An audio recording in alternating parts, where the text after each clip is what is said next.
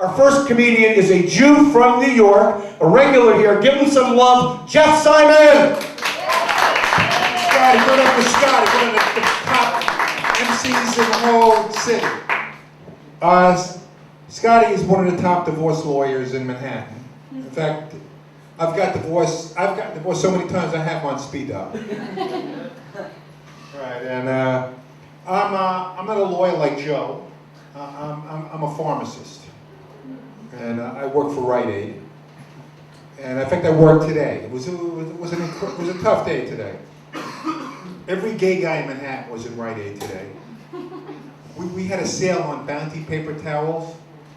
15 rolls for $7.99. What the fuck is it with you gay guys and Bounty paper towels? I mean, how many rolls do you need to clean up your mess, you know? But I tell you, I know why every gay. I know why there's so many gay guys in Manhattan. The reason is it's impossible to meet a woman, you know. So can you lift a little louder because I'm being like taped here. Paying JJ $15 fucking for this shit. Yeah, I was in a bar last night. Every woman was like fat and ugly, you know. Not one woman looked like you, you know. Everyone's like fat and ugly. What bars are you going to? On a Tuesday night, you know. And so if you're fat and ugly, why are you going out? No guy is gonna talk to you if you're fat and ugly, you know. And then what? You like a fat ass, okay? You like a fat ass, right? And then there was a guy. There was a woman who was like older, but she might have been hot like 20 years ago. But she had like the swagger. She still had that swagger of a hot woman, you know. Hey, good for her. Yeah, I felt like going up to her and saying, "Hey, bitch, you're not hot anymore. Lose the swagger, you know." No. Yeah, so and then there was this woman I made accidental eye contact with her. You ever do that? Accidental eye contact with her, and then she blows over the guy she's with or she's talking to, and she expects me to come over and talk to her. Oh. Yeah, but I wasn't attracted to her. It was accidental eye contact. There's no way I'm going up to talk to this woman, you know. Yeah, it's tough. It really is tough, you know. Like the last date I had, I met the woman on Match.com. Are you on Match.com? Yeah. Get out of here.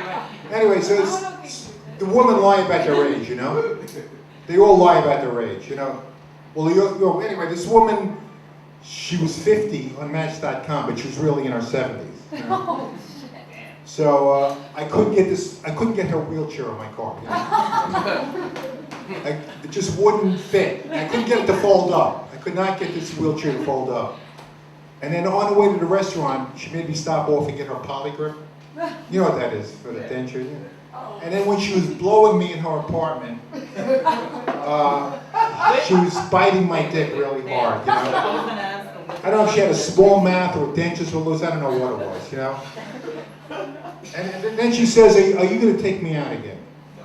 I said, "Yeah, I will, but we're going to have to take accessories." Anybody ever heard of that? It's public transportation for the elderly and the handicapped. So I'm not going to spend an hour trying to get this wheelchair on my car, you know. So, whoa, what the fuck is going on? And then, can you like block that out, JJ? No, falling back with you. And then, but like I said, I'm a pharmacist. Anybody go to Rite Aid? Yeah, I have like 5 wait times.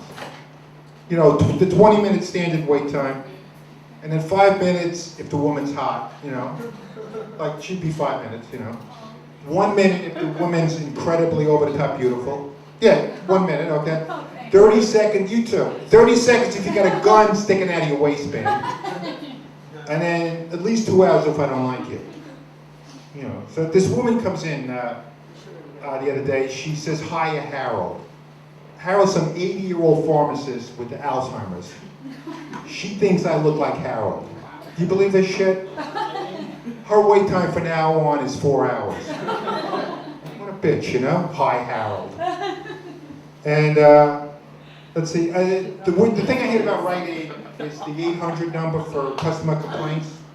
1-800-RIGHT-AID. You people heard about that, right? Yeah. We'll have just 1-800-RIGHT-AID. You can complain about anything, you know? So